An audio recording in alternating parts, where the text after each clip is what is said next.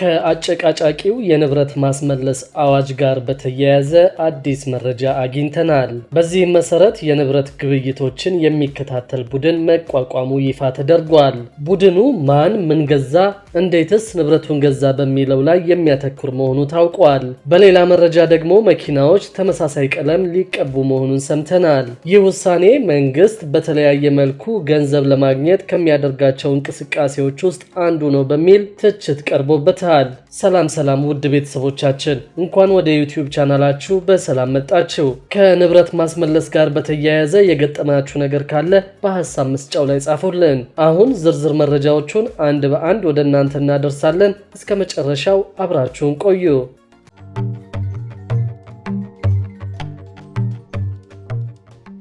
ከአጨቃጫቂው የንብረት ማስመለስ አዋጅ ጋር በተያያዘ አዲስ መረጃ አግኝተናል። በተለይም የዲያስፖራው ማህበረሰብ በኢትዮጵያ የሚያደርጋቸውንና ወደፊትም የሚያከናውናቸውን ግብይቶችና የንግድ እንቅስቃሴዎችን የሚከታተል ቡድን ተቋቁሟል። የንብረት ማስመለስ አዋጅ መጽደቁን ተከትሎ በዲያስፖራው ማህበረሰብ ላይ አተገባበሩን የሚመራና የሚያስፈጽም ቡድን መቋቋሙን የደረሰን መረጃ ይጠቁማል። ቡድኑ ማን ምን ገዛ፣ እንዴትስ ንብረቱን ገዛ በሚለው ላይ የሚያተኩር ነው ተብሏል።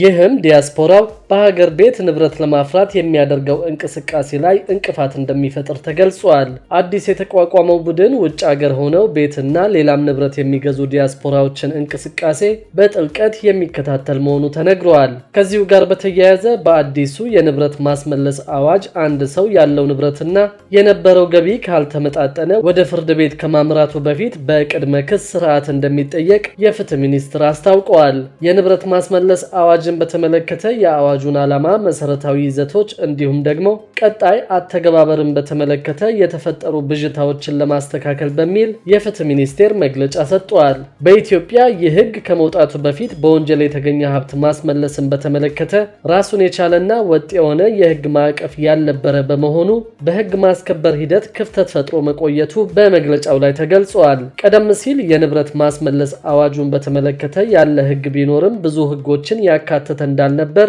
የፍትህ ሚኒስትሯ ወይዘሮ ሃና አራያ ስላሴ አስታውቀዋል። ምንጩ ያልታወቀ ንብረትን በተመለከተ በቅድመ ክስ ሂደት ማንኛውም ሰው ጉዳዩን እንዲያስረዳ የሚቀርቡለት ጥያቄዎችና አቤቱታዎች የፍርድ ቤቶችን ህጎችንና መርሆችን ተከትለው ማጣራት እንደሚደረግባቸው አንስተዋል። አቤቱታ የሚቀርብባቸው ሰዎችን በህጉ መሰረት ያላቸውን ማስረጃዎች የማቅረብ ወደ ፍርድ ቤት በማቅናት ደግሞ የመደመጥ መብታቸው እንዲከበርላቸው ይደረጋልም ተብሏል።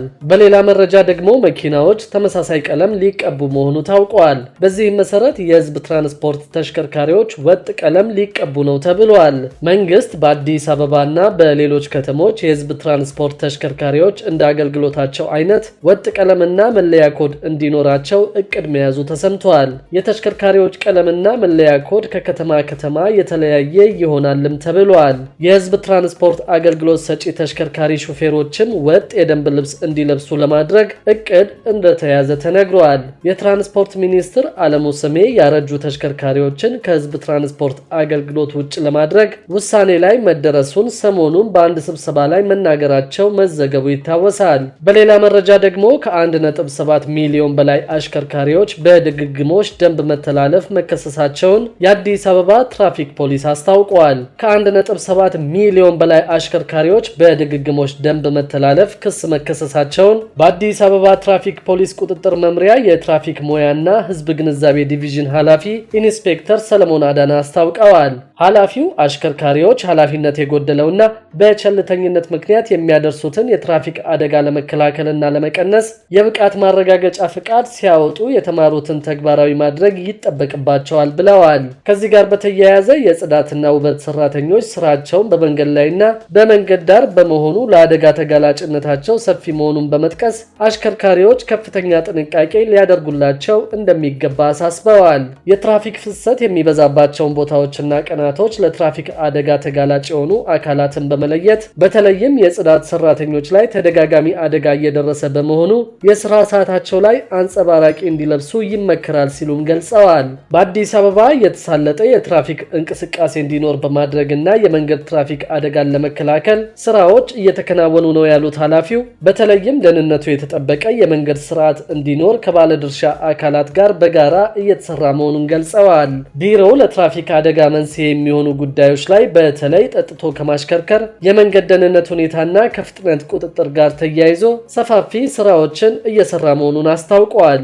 አንድ ግለሰብ ወይም አንድ ተቋም ብቻ የመንገድ ትራፊክን ከመከላከልና ከመቆጣጠር አንጻር ሙሉ በሙሉ በቂ ነው ማለት ስለማይቻል አጋር አካላት የበኩላቸውን አስተዋጽኦ በመወጣት ድጋፋቸውን አጠናክረው መቀጠል ይገባቸዋል በማለትም ኃላፊው መልእክታቸውን አስተላልፈዋል። በሌላ በኩል ደግሞ መብራት ያላበራ የንግድና የመኖሪያ ቤት ቅጣት ይጠብቀዋል ተብለዋል። በአዲስ አበባ ከተማ በመንገድ ዳር የሚገኙ የንግድ ወይም አገልግሎት ሰጪ ተቋማት ከምሽት 12 ሰዓት እስከ ንጋት 12 ሰዓት ድረስ የውጭና የውስጥ መብራት ካላበሩ እንዲሁም በምሽት ለአገልግሎት ክፍት መሆናቸውን የሚያሳይ በመብራት የሚሰራ ምልክት ካላስቀመጡ እስከ 10,000 ብር የሚደርስ ቅጣት ሊያስቀጣቸው የሚችል ደንብ የከተማዋ አስተዳደር ተግባራዊ ማድረግ ጀምረዋል። ደንቡ በመንገድ ዳር የሚገኙ ማናቸውም የአገልግሎት ሰጪ ተቋማት፣ የንግድ መደብሮች እንዲሁም መኖሪያ ቤቶች በህንጻቸው የፊተኛው ገጽ መብራት ወይም የፋሳድ መብራት የማስገባት ግዴታ ጥሎባቸዋል።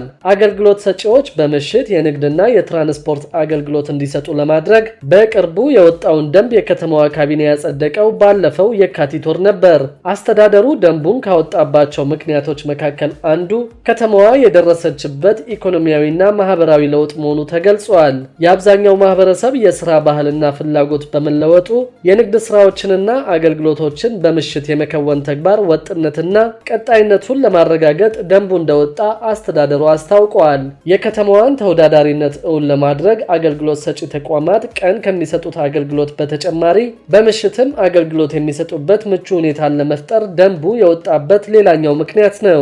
በምሽት የንግድና የትራንስፖርት አገልግሎት እንዲሰጥ ለማድረግ የወጣው ደንብ ተፈጻሚ በሚሆንባቸው ተቋማት ላይ የተለያዩ ግዴታዎችም ተጥለዋል። በዚህ መሰረት በከተማዋ መንገድ ዳር የንግድ ስራ የሚሰራ ማንኛውም የንግድ ተቋም ቀን ላይ የሚያካሂደውን የንግድ ስራ እንደተጠበቀ ሆኖ ዘወትር ማታ ከምሽቱ 12 ሰዓት እስከ ምሽቱ 3 ሰዓት ተኩል ድረስ የመቆየት ግዴታ አለበት። የንግድ ተቋሙ በምሽት ክፍለ ጊዜ የመግቢያ በሩን ዘግቶ አገልግሎት የሚሰጥ ከሆነ ደግሞ ክፍት መሆኑን የሚያሳይ በመብራት ወይም በኤሌክትሪክ የሚሰራ ምልክት በግልጽ በሚታይ ቦታ ላይ ማስቀመጥ እንደሚኖርበት በደንቡ ላይ ተደንግጓል። ከዚህ በተጨማሪ ተቋማቱ ያስገቡትን የውጭም ሆነ የውስጥ መብራት ከምሽቱ 12 ሰዓት ጀምሮ እስከ ንጋቱ 12 ሰዓት ድረስ ማብራት አለባቸው ተብሏል። በመንገድ ዳር የሚገኙ መኖሪያ ቤቶች ግን በተመሳሳይ የሰዓት ገደብ ውስጥ እንዲያበሩ የሚገደዱት የውጭ መብራታቸውን ብቻ እንደሆነ በደንቡ ላይ ሰፍሯል። በአዲስ አበባ የሚገኙ የንግድ ቤቶችና አገልግሎት መስጫ ተቋማት እስከ ንጋት ድረስ የሚያበሯቸው ስታንዳርዳቸውን የጠበቁ መብራቶች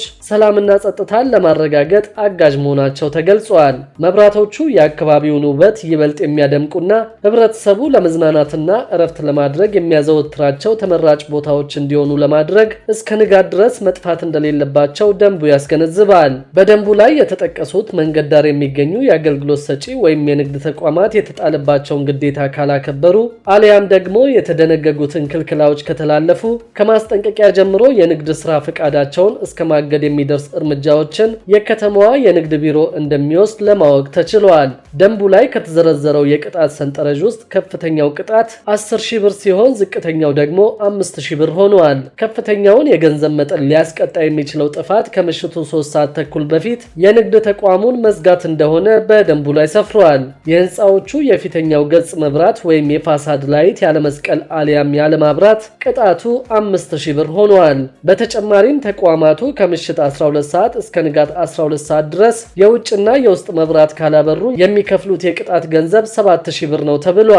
በምሽት የንግድና የትራንስፖርት አገልግሎቶች እንዲሰጡ ለማድረግ የወጣው ደንብ ከምሽቱ 4 ሰዓት በፊት የትራንስፖርት አገልግሎት ማቋረጥ ወይም የስምሪትን መስመር ማቆራረጥ 5,000 ብር የገንዘብ ቅጣት ተቀምጦለታል። በገንዘብ ቅጣት ሰንጠረዡ ላይ ከታሪፍ በላይ ተሳፋሪውን ማስከፈልም በተመሳሳይ 5,000 ብር እንደሚያስቀጣ ተደንግጓል። ክቡራትና ክቡራን የአዲስ ቢዝነስ የዩቲዩብ ቻናል ተከታታዮቻችን ይህንን ቻናል ሰብስክራይብ ሳታደርጉ የምትከታተሉ ከሆነ ቢዝነስና ሌሎች ተያያዥ ጉዳዮችን በተመለከተ አዳዲስ መረጃ ለማግኘት የዩቲዩብ ቻናሉን ሰብስክራይብ በማድረግ ቤተሰብ እንድትሆኑ በትህትና እንጠይቃለን።